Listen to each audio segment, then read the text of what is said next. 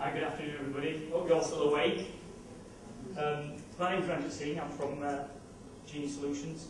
I'm going to just talk a little bit about some of the research that we're doing both in the US and in the UK. I'm not going to spend very long because I don't know about you guys, but I'm pretty worn out and I've got some meetings to go to in a short while. We, as a company, just give you a quick background about myself. I'm not going to spend very long. Everybody can hear me over here, right? Everybody can hear me at the back. So I don't need that, no, that's fine. Okay, so just give a quick background as to myself. I taught for 10 years. I was head of ICT. Well, I started as an IT manager, and then I became ICT curriculum coordinator, where they put the CE to the communication aspect. And then I moved on from there and became a deputy and a head. And in fact, I was a head teacher in Wolverhampton. So I don't know if he's told, but actually, and our head office is in Wolverhampton, so that did make me chuckle a little bit. So I'm very well aware of that project. We've got a massive amount of data as regards to the impact that ICT has, obviously. We have 22,500 schools in the UK, we have over 10,000 schools in the US, and we've been in India now for 2 years, and we're looking at what's happening, what's developing, and is India going to develop the way we saw the UK develop, and is it going to develop the way we saw the United States develop? So I'm just going to give you a quick structure, so you can just press enter for me, man. I'm just going to give you a quick structure as regards to my company, because actually I own a number of different companies, and they all do different things. Genie Group of companies, if you like. Interactive Education was the first company, if you like, which I set up in 1999, and it was all geared towards being a cutting-edge ICT solution provider for education. So whether it be schools, colleges, universities, that's what we were about. And we were about looking at the impact that it has on learning. And I was very much aware at the time, because having just left teaching, I was doing initiatives. I put my first interactive whiteboard in 94, I think it was, 94, 95. So, I was putting interactive whiteboards in the schools as back far as then, doing video conferencing in 96, 97 with NASA, one particular school where I was deputy head. We looked at gravity in space, and we liaised with some schools in Chicago using video conferencing. So, very much that inspired me, because I totally believed that a really interactive, really ICT is all about communication. And it's all about teachers being communication specialists, and it's all about this technology actually being transparent. So I think it's fantastic.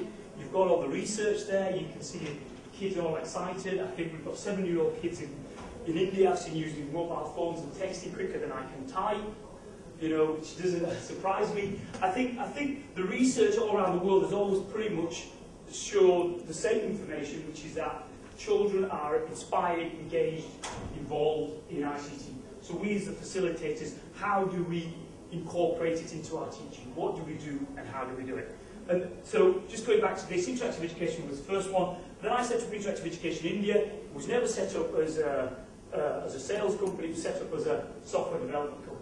We were heavily going into e-learning at the time, and we were looking at how we could develop products that would go and develop our learning in the UK and the United States. So and we do that at ITIM now, it's still there, New Delhi, and that has grown. Moved into manufacturing in 2004 as Genie World, and we started to link a lot of the content that we developed together with some of the hardware that we were starting to manufacture, and eventually, out of all of that, for India, in 2006, Genie Solutions were born out. So, though it says I'm the CEO of Genie Solutions, that is correct here, but actually we own a whole host of companies. Can you just one more slide, I think it is? So this is our statement. This is what we want to achieve as a company, and I'll now talk a little about some of the projects that we're actually working on. Our vision is to be is the leading ICT solution provider in all the markets in which we participate, both on a national and an international stage. And our aim is, as I said, to provide cutting-edge ICT technology. Now, I've listened to all the speakers. There's been some very interesting conversations, because people have talked about mobile learning. One of the things I brought with me today was, and I left some information out for those of you that came earlier. I know people have come and gone. We developed a response system about 2004. We've been moved on, and it's moved on quite considerably since then. What we found was that we could put pretty much a lot of technology into these things. They were like identical to a mobile phone. It looks like a Nokia. I can enter in text, and all of that data can automatically go into the system, and we can do the assessment, and it feeds out via email or HTML or whatever it is onto an online system, so that the parents can access that information, or the teachers and so on. Then we start to look at, well, if we're going to move forward, what do we need to do? Well, in reality, in the UK and the US, most of the teachers are, I don't know if it's like this in India, but certainly for the US and in the UK, teachers are competing against PlayStations and Xboxes in terms of motivation. And we thought, hang on a minute, what we want to do, we want to make learning fun. The thing about, you know, a lot was talked today about motivation and inspiring the actual students. And we thought these guys are really inspired when they use the Xbox, when they use their PlayStation. You know, my son at 7 years old can actually complete a whole game in a day, and it's quite complicated. It's a really sophisticated game. You know, requires a lot of thinking still involved, a lot of diagnostics, there's a lot of stuff going on there.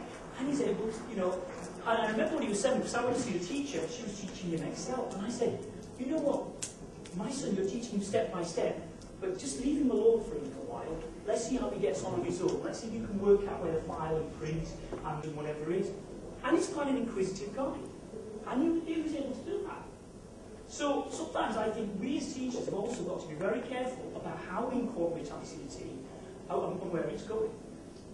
Coming back to this then, we started to then look at gaming technology, and we started to integrate into our content gaming technology. Very sophisticated technology, which worked very similar to an Xbox or a PlayStation, but then linking it with learning. So the idea is to inspire the students to want to learn. So, you know, we all know about visual learning, interactive whiteboards, visual learning, kinesthetic learning, auditory learning, and so on. But it's about talk and talk and do what you've always done. So I think we all need to be a little bit careful. I'm not going to go through my presentation because we've all been here a long time. I know you're all quite tired. But, you know, guys, if you want to come see me, I'm in the hall. I'm not going to have time today to talk to you about what I wanted to talk to you about fully. But certainly, I believe that ICT should all be that fun. Just finally, one thing, if you do get a chance, go and have a look at our website, either genieworld.com, we've got a website called, I think it's genieSolutions.eIndia, and also we've got interactive education. And on there you'll find some reports. We've done some analysis with MirandaNet. MirandaNet's an organisation in the UK, which is a government-based organisation, and they analysed about 2,500 schools. So in terms of cohorts, that's a huge number of schools where they were using our products in terms of integrating it and motivating the kids. And they got some really interesting results, because they were coming back and they found something like about 80% literacy, numeracy, science, actually, the results actually went up. And that was all about inspiring and motivating the students to get involved. So do have a look at that. There is some independent research that's been done, which is actually quite useful. Okay, well, thank you very much for your time. And I know it's very quick and short, but thank you very much.